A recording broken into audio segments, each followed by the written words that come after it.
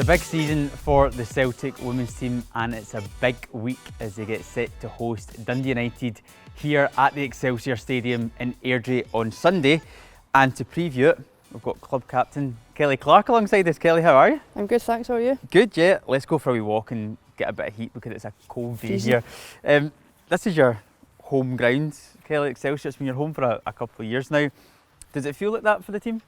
It does now. We'd obviously played at K Park for a number of years before we moved up here to Airdrie, and we trained and played at K Park, so it was like a little home to us. We got on really well with all the guys that work there and stuff. So I think it took a while, and obviously when we first came up it was COVID, so you weren't really getting the feel of the changing room and stuff like that. We were all quite spread out and in a media room rather than the changing room. The changing room was too small for us all to be in the one room, but certainly since the COVID restrictions lessened and we were able to use it more like the home that it is, then yes, it definitely does feel like home now. How important is that for you and the team to have a home base and to have a place where fans know they can come and watch the team on a regular basis? I think it's massive for us as players to get used to somewhere that we can call home, that we want to make horrible for anyone to come. The more you're here, the longer you play here, the more it feels like that, the more big results you get here. We obviously beat Rangers in the Cup here last year, and you want to make it a fort. Celtic Park is a fort, and we want this to be our fort. So it's huge for us, and for the fans just as big. We go back a few years back, we didn't have that certainty on where our home pitch was going to be.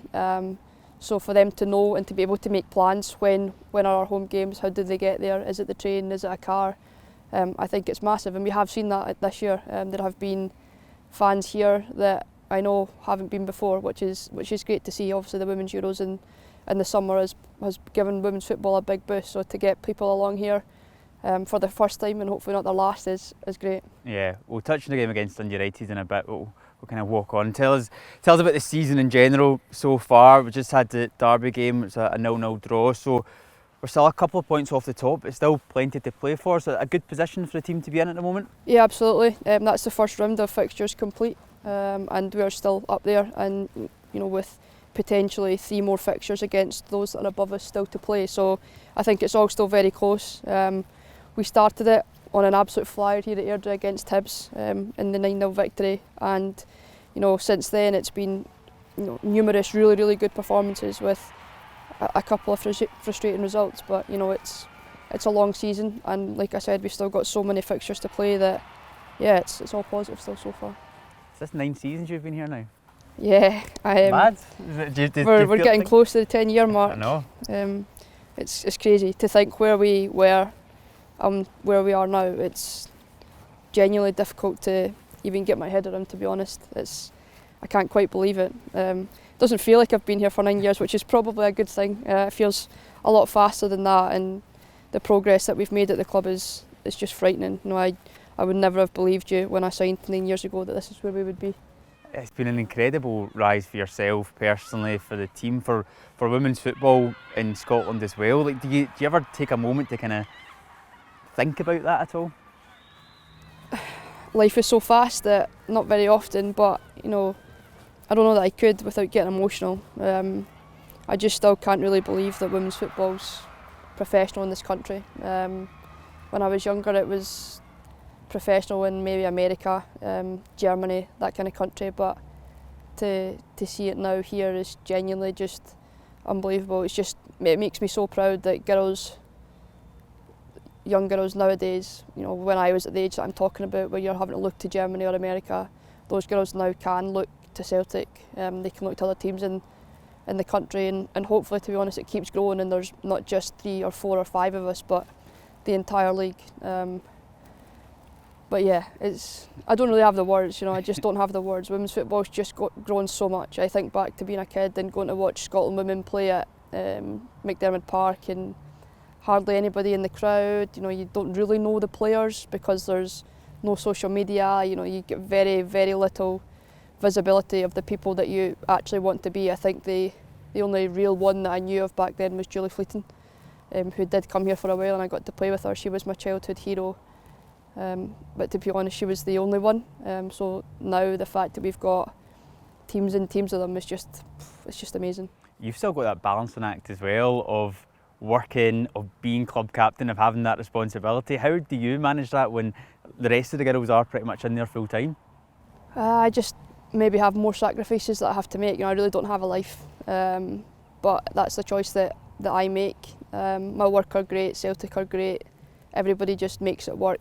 And yeah, it's hard work, but it's really rewarding. It's rewarding on both sides to be able to still compete and lead the club here, but also to produce good work with my work is pretty amazing. I just don't have any free time. A Saturday afternoon is the best time of the week, and if Celtic are at home then I usually go there, so it's still not that free.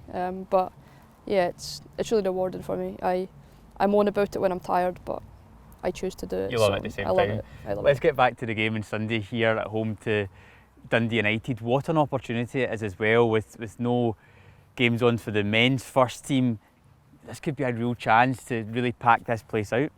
It could, and it would be amazing. We've had bigger crowds this year. I already mentioned it, but I think on the back of the Women's Euros, people have come along, and I would love, whilst there's no games on at Celtic Park with the men, I would love if people could come and give us a watch. We really do try and play entertaining football, and we appreciate all the support that we can get. So if we can get people along whilst potentially they aren't also out on a Saturday afternoon, then that would be amazing.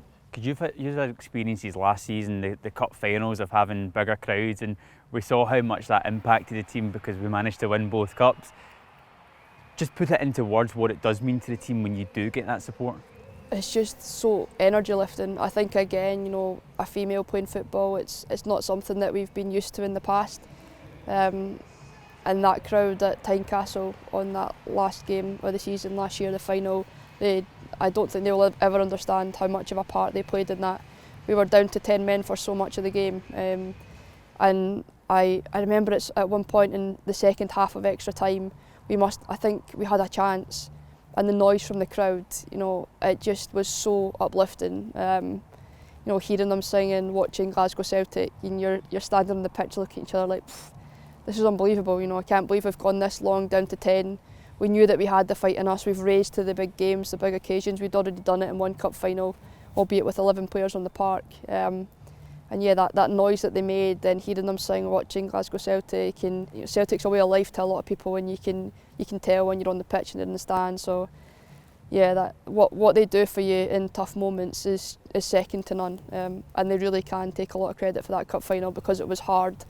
We'd played so long, it'd been such a long season, and yeah, they can take a lot of credit for that second goal that we got. It was an unbelievable feeling, and when you watch it back, the roar from the stand is just, I think I've listened to the roar almost more times than I've watched the goal because I can never quite believe it, so I rewind it back just to hear that noise again. It's unbelievable. It just makes you feel so proud. It really makes you realise how big a club you're playing for. I can see the smile on your face, what it means to you when you think back to those moments of hearing the fans and the atmosphere. And so for Sunday, there's still so much to play for this season. We're obviously fighting for a league title, so it's such an important game. So what would you say to fans that maybe haven't been to the Excelsior before to maybe try and come out on Sunday?